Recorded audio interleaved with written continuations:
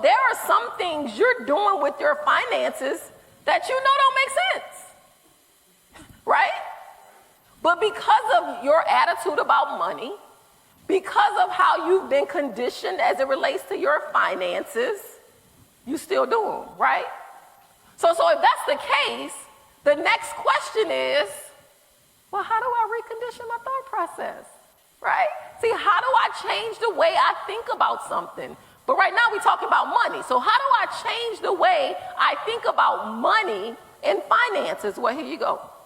It's what we call RLAA. So RLAA, you might want to write this down.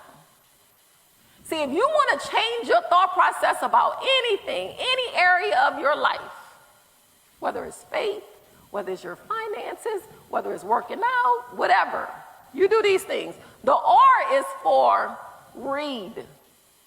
See, what are you reading? What are you reading about finances? See, when you go to the checkout line, do you pick up the Money magazine or do you pick up the People magazine, right? I'm just saying, like, what are you reading? Like, we spend 10, 15 minutes in a line. That's a quick article right there about something related to money or finance. Not saying every time you go in the store you got to do that, but y'all get my point, right? The L is for listen. See, what are you listening to as it relates to money and finance? Who are you listening to, right? Are you listening to people who might be worse off than you, right?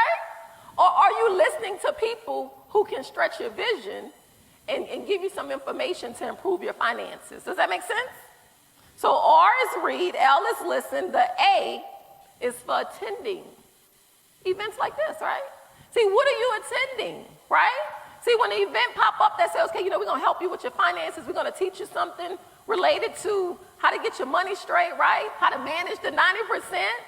Do you show up? Well, I'm preaching to the choir because y'all show up, right?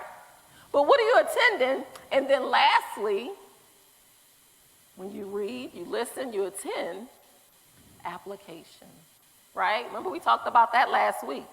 See, the application, right? Remember last week, what did we say? Information without application leads to what? Who remember?